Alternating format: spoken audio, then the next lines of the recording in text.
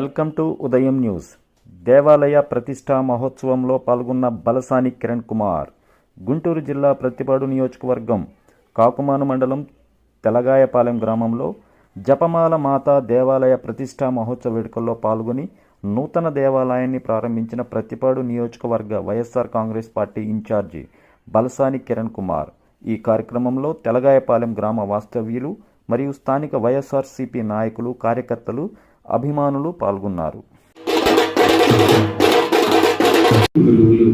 పెద్దవాళ్ళు ఉన్నటువంటి బలసాని కిరణ్ కుమార్ గారికి మా యొక్క విచారణలో ఉన్నటువంటి తెలగాయపాల గ్రామానికి మరొకసారి స్వాగతం, సుస్వాగతం. కిరణము అంటే ప్రకాశించేది. ఎంత చీకటిలో ఉన్నా సరే వెలుగు ఎప్పుడు ఇచ్చేది కిరణం.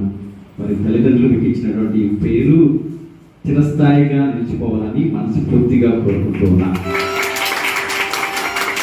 ఎందుకంటే నేను వచ్చింది 6 నెలల క్రితమే. వచ్చిన తర్వాత ఇలా మనకి కిరణ్ సార్ గారు ఇలాగా టైల్స్ ఇచ్చారని చెప్పిన తర్వాత ఆలోచించగా దేవుడి ప్రణాళిక ప్రకారం ఈ నూతన సంవత్సరంలో ఇంత సుందరంగా చేసుకోవడానికి ప్రధాన దాతలుగా మీరున్నందుకు మిమ్మల్ని మేము గుర్తుపెట్టుకుంటూ మా ప్రాంతంలో మీ యొక్క జీవితంలో మీ కుటుంబాన్ని, మీ బిడ్డలను అందరూ కూడా దేవుడు ఆశీర్వదించాలని మనస్ఫూర్తిగా కోరుకుంటూ దేవుని యొక్క జీవితంలో సాధిస్తూ ఉన్నాను. నమస్కారం. పాస్టర్ గారు, మీ పేరు? మీరు ఎక్కడ సార్? విజయవాడ. ఎక్కడ? నా విజయపేట కదా. నన్ను మర్చిపోయారు. జగదీష్ తమ్ముడా మీరు? జగదీష్ తమ్ముడేనా? మనం గుర్తుపట్టలేదా?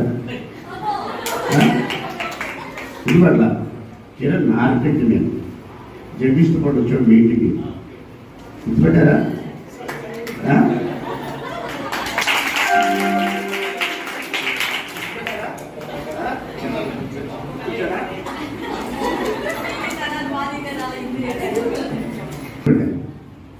ఎక్కడో కాదని డౌట్ వస్తే నా స్మైల్ నాకు బాగా గుర్తు.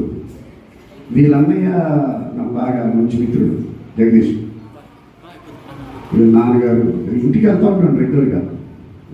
అప్పుడు సార్ వాళ్ళు పాక ఆ రోజుల్లో వీళ్ళందరూ కూడా దేవుని కృపలో మీరందరూ కూడా ఇంత పెద్దవాళ్ళు అయినందుకు థ్యాంక్స్ టు గాడ్. నైస్. అంతా మంచి జరుగుతుంది. మంచి జరుగుతుంది, అన్నీ మంచి జరుగుతుంటాయి.